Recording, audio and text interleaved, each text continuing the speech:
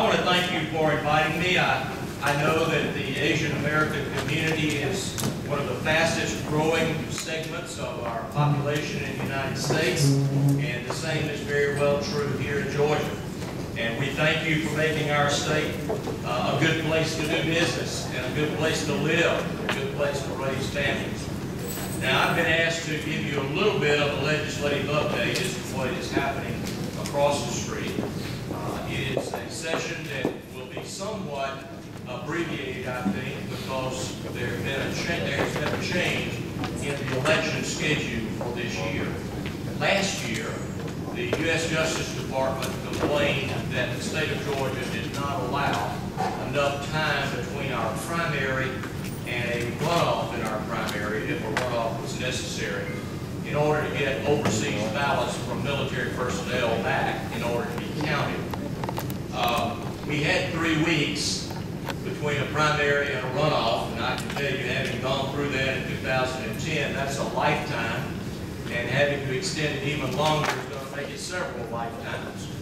And I asked the question, well, how many ballots were returned after the 3-week period that didn't get counted? The answer was, well, there weren't any, but why let the facts stand in the way? So the federal court decided that the federal primary and runoff would have to have a longer period of time between those two events. I asked them to ask his consideration of moving that to the front end of the system so that we could complete our primaries as early in the year as possible, rather than having the primaries not decided until very close to the general election. He agreed to do that, and the result is that he fixed the federal primaries for May the 20th. Now, obviously, you don't want to have to go back 2 times. It would not make a whole lot of sense to have federal primaries on one day and then a month or 2 later come back and do state primaries. So the General Assembly has passed the legislation, and I've signed it into law, so that May the 20th will be the primary date in Georgia for both federal and state elections. Now, that is about 2 months earlier, as you see, from that traditional 3rd week in July, which had been our historic primary date. So that compresses things a little bit on the front end of our year, and I do think that you will see it reflected in a fairly quick legislative session, assuming that the weather doesn't keep us from going into session. That could be a problem, because that will potentially, at least, stop the clock from running. There are a number of priorities that I have had since I became governor. The #1 priority has been job creation for our citizens. I think that that is the foundation stone on which we better and prosper our society as a whole, and individuals and families as well, is to have more and better jobs. So we have done a great job, I think, in that department. We have, as you know, been selected as the #1 state of the nation in which to do business by Site Selection Magazine, a major publication that gives advice to companies that are looking for where to go. That is a great distinction. We know we have to work hard to keep it, and there are many components to making job growth possible. One of those is we have to have a good workforce. If you don't have a reliable and capable and trained workforce, companies are not going to come your way. They're going to go where they can find that workforce. So we have been very fortunate, I think, over the years to have a great distinction of having good and qualified workers. But we have to make sure that pipeline is continued. And that pipeline starts at the earliest levels of education of our children, pre-K and moving forward. We have a great pre-K program, by the way. We have been recognized by many people, including the White House. The President mentioned it in his State of the Union address, singling out Georgia as having an excellent pre-K program. We have just recently received a $50 billion grant for Early Challenge grant to continue to foster and improve our pre-K program, which we will do. And then, of course, you get to kindergarten through the 12th grade. And that's where the challenges are, quite frankly. We still don't have as high a graduation rate as I would like to see, and I think most of you would agree. It is unacceptably low. We have to figure out ways to keep young people engaged so that they want to get a high school diploma. We started looking at another issue I'm going to talk to you briefly about in a minute. That is criminal justice reform. When we started looking at our inmate population in Georgia, 7 out of 10 do not have a high school diploma or a GED. So that means these are people who have dropped out of our education system and ultimately have found their way into our prison system. Now, quite honestly, if you're going to pick a place to put somebody, the most expensive place you can put them is in our prison system at about $18,000 per person per year for an adult. So it is much easier and better to educate them on the front end and hopefully through employment prevent them from being in trouble and wind up in our prisons. So we are working on that. Economic development is an important tool for us, and we do work with local communities in economic development projects. The Labor Department says that during the first 3 years of my governorship that we created a little over 217,000 new jobs in our state, which is a pretty significant record. On education this year, I've recommended to the General Assembly the largest single increase in K-12 funding in 7 years, a little over $500 million going to that area of education. We will in total spend about $8 billion this year on K-12 education. So we are indeed putting a significant portion of your taxpayer dollars into that component of our education system. Now, there are many other things that go along with making your state grow and prosper. We have to have good transportation. We have to have good access and egress into and out of our state for purposes of commerce. One of those is the Savannah Port. And the Savannah Port has been the fastest growing port, the largest container port in the same location on the East Coast. And we are in the process of, hopefully, the very final stages of getting approval to begin to deepen the channel leading to the port. It is a significant project. It is about a 33-mile course of starting out in the ocean so that you can get those large super post-Panamax vessels to come into the river channel and then to deepen the river channel on up to Savannah at a deepening of about 5 feet through the whole course of that 33-mile stretch. That's quite an undertaking. Estimated to be somewhere between a 3- and a 4-year project once we get started. This year, I've asked the General Assembly to put what I think will be the last component of the state's share of the cost of that project, an additional $35 million, which will bring us up to about $266 million. The rest is supposed to be paid for by the federal government to reach the estimated total cost of $652 million. And we will continue to press the federal government to put their money into the project because it is indeed a federal project and one that we need their help on. But we're making real progress. We think we're over all the major legal hurdles, and those have been significant, by the way. I won't go into that in great detail. Back to education quickly. We have tried to focus a good bit of our emphasis on education into those areas where jobs either currently exist or we have great reason to believe they will exist in the not-too-distant future.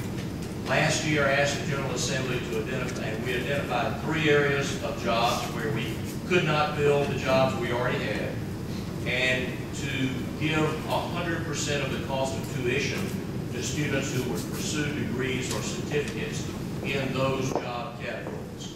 This year, we've identified 4 additional areas, likewise, asking that 100% of the cost of tuition for pursuing degrees in those arenas would be paid for through the HOPE grant. Now, the HOPE grant is the technical college portion of the overall HOPE program. It consists of 3 parts: the pre-K on the front end, the HOPE grant for technical colleges, and the HOPE scholarship for colleges and universities. We've also identified an area where we think we can increase our technical college numbers and our skill levels, and that is to create a Zell Miller Hope grant. We have it on the college side. We're asking that they do it on the technical college side for any student who maintains a 3.5 grade point average, that 100% of their cost of tuition would be paid for through the Hope grant. So we think by doing that, we're focusing education in the areas where jobs exist and where employers are looking for employees to fill their requirements. Now, we're seeing a number of good things happen in our education system. A couple of years ago, we restored funding for local school systems whose students were dually enrolling. That is, if they were a high school student, but they were also enrolled in a technical college or a college or university. That in the past, they had had that funding to the school, the high school, cut off. We restored that so that there is no disincentive for encouraging students to dual enroll. And I think that's one of the areas you're going to see significant growth. We're continuing to hear reports where local school systems have partnered, especially with some of our technical colleges, and students are graduating from high school, and at the same time of their graduation there are receiving an associate's degree from a technical college. So that's the movement that I think that you're going to see continue in our state.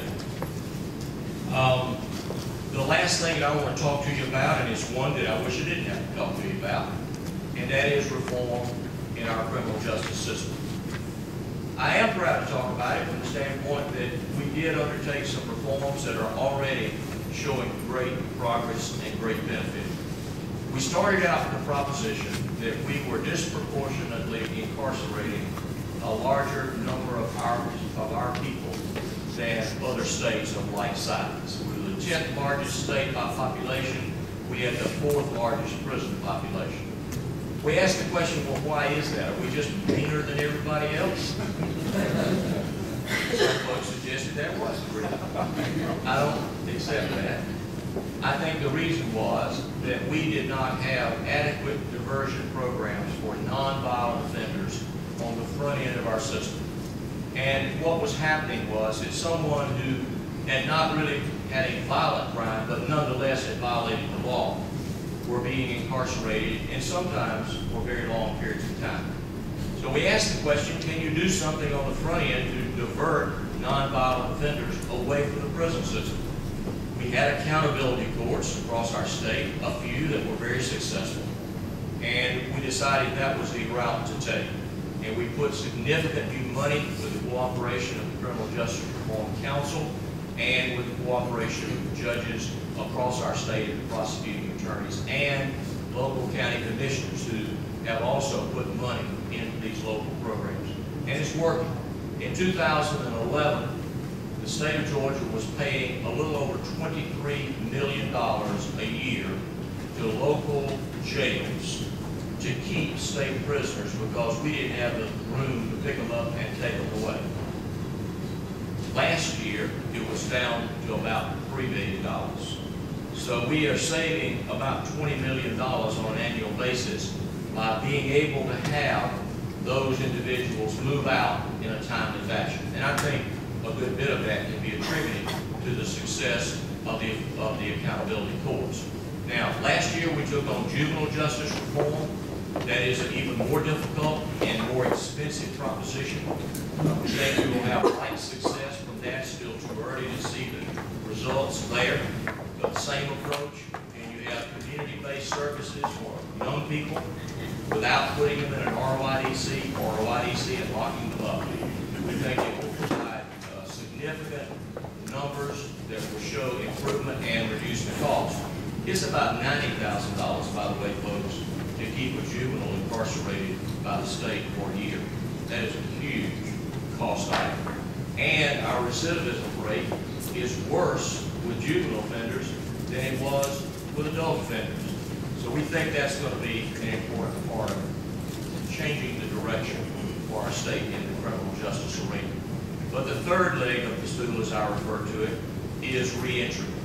When you have about 60,000 inmates in your state prison system, most of whom are at some point in time going to be released released back into your society, I think we have to do a better job of making sure that they do not reoffend. Because when you use big words like recidivism, you know what that means? That means somebody went out and committed another crime. That means that somebody went out and there's another victim or multiple victims of their actions that puts them back in our prison system. Right now, we are not at an acceptable level of reducing recidivism. So what do we do to make it better? Well, first of all, I think the state can do a better job while they're in our system. I think that we can do a better job of making sure that before they leave our system, that they have a high school diploma or a GED or some technical skill that will give them the opportunity for employability. And that's going to be the focus that we're in this year. It's going to require the help of the private community, because it is the private community that provides jobs. By and large, it is the private community that provides housing. And we are looking forward to the opportunity of the state working in cooperation with local communities to make that re-entry a more appropriate re-entry, and one that does not jeopardize the safety and security of the citizens of the community to which these inmates are returning. It is good for all of us to reduce our crime rates, and I think, too, it will help these individuals restore themselves as law-abiding, tax-paying citizens. So those are a few of the issues that are being undertaken this year. Thank you for inviting me to be with you. I appreciate the contribution that you make to the state of Georgia. You make us all proud, and we're just pleased that you're part of us. Thank you so very much.